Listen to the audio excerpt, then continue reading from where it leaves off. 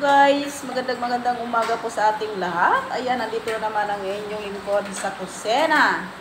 At ipapakita ko naman sa inyo ang ginagawa. Napakasarap naman ang ulam namin ngayon. Ayan, for the first time, makakain na naman ako nito ngayon. Yes, for the first time. Araw-araw ganito pagkain lang namin. For the first time.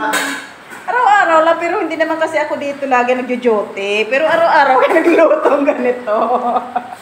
O, diba? Ang sarap naman! Fried chicken. O, ang dami pa sa kawa, guys. Ito pa, lulutuin pa yan. Wow, napakasarap talaga. O, tapos may gulay pa, o. Fresh na fresh yan. Oh, ang sarap! Thank you.